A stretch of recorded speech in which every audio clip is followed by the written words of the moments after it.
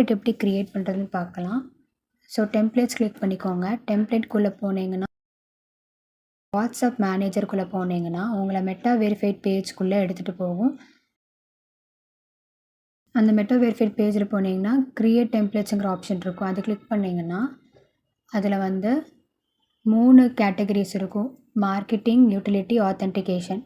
Marketing அப்படின்னு என்னென்னா, நீங்கள் அந்த மார்க்கெட்டிங்கில் என்ன டெம்ப்ளேட் பண்ணலான்னா, இப்போ நீங்கள் ஏதோ ஒரு கம்பெனிக்கு ஒரு ப்ரொமோஷன் தரீங்க, அந்த மாதிரிலாம் ப்ரொமோஷனுக்காக சர்வீஸ் ப்ரொவைட் பண்ணுறதுக்காக நீங்கள் வந்து மார்க்கெட்டிங் டெம்ப்ளேட்ஸ் க்ரியேட் பண்ணி அதோட டீட்டெயில்ஸ்லாம் நீங்கள் கஸ்டமைஸ் பண்ணிக்கலாம்.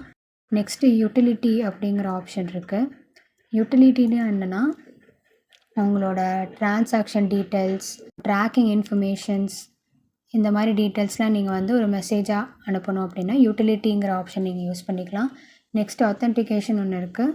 ஆத்தென்டிகேஷன் வந்து என்னென்னா, வெரிஃபிகேஷன் ப்ராசஸ்க்காக நீங்கள் அந்த மெசேஜ் டெம்ப்ளேட்ஸ் வந்து நீங்கள் யூஸ் பண்ணிக்கலாம். ஸோ இப்போ நம்ம வந்து இதில் கஸ்டமைஸ் பண்ணிக்கலாம். டெம்ப்ளேட்ஸை நம்மளே ஓனாக க்ரியேட் பண்ணிக்கலாம். ஸோ இப்போ நான் கஸ்டமைஸ் கிளிக் பண்ணிக்கிறேன். நமக்கு தேவையான மாதிரி நம்ம டெம்ப்ளேட் எப்படி க்ரியேட் பண்ணுறதுன்னு பார்க்கலாம். ஸோ கஸ்டம் கிளிக் பண்ணிக்கோங்க.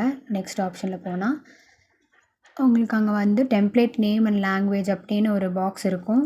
அங்கே வந்து உங்கள் டெம்ப்ளேட்டுக்கு ஒரு நேம் கொடுத்துக்கோங்க. நான் ஃபார் எக்ஸாம்பிள் டிஜிட்டல் மார்க்கெட்டிங் கொடுக்குறேன். இதில் கீழே கண்டென்ட் அங்கே பார்த்தீங்கன்னா ஹெட்டருங்கிற ஒரு ஆப்ஷன் இருக்கும். அந்த ஹெட்டருக்குள்ளே டெக்ஸ்ட்டு, இமேஜ், வீடியோ, டாக்குமெண்ட், லொக்கேஷனுக்கு 5 ஆப்ஷன்ஸ் இருக்குது. டெக்ஸ்ட் அப்படின்னு என்னென்னா, இப்போ ஹெட்டர் பொறுத்த வரைக்கும் என்னென்னா, இப்போ நீங்கள் டெக்ஸ்ட் பண்ணிங்கன்னா இப்போ மேலே வந்து லைக் ஒரு போல்ட் லெட்டர்ஸில் வந்து உங்களோட கம்பெனி நேம் கொடுக்கலாம்.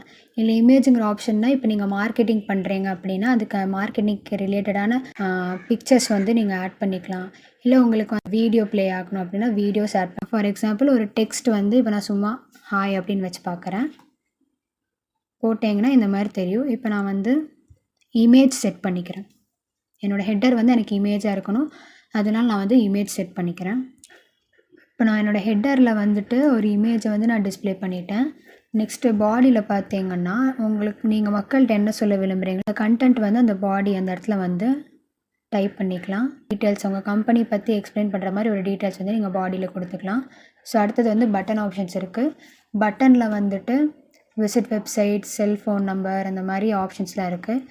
ஸோ நான் இதில் வந்து விசிட் வெப்சைட்டுங்கிற ஒரு பட்டன் வந்து நான் ஆட் பண்ணுறேன். அதில் வந்து பார்த்தீங்கன்னா பக்கத்தில் வெப்சைட் URL இருக்குது. அங்கே வந்து உங்கள் கம்பெனியோட உங்களுக்கு எந்த வெப்சைட்டோட லிங்க் உங்களுக்கு ஷேர் பண்ணணுமோ அந்த இடத்துல வந்து லிங்க்கை காப்பி பேஸ்ட் பண்ணிக்கோங்க. நெக்ஸ்ட்டு நான் வந்து கால், ஃபோன் நம்பர் அந்த பட்டன் வந்து நான் ஆட் பண்ணுறேன். அதில் வந்து நீங்கள் உங்களோட நம்பர் வந்து ஆட் பண்ணிக்கலாம். கண்ட்ரி கோட் மறக்காமல் ஆட் பண்ணிடுங்க.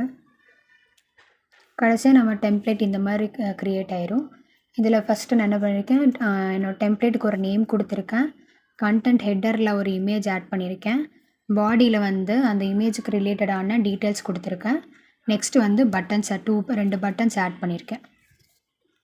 ஸோ நம்மளோட டெம்ப்ளேட் வந்து க்ரியேட் ஆயிருச்சு. Next submit for review.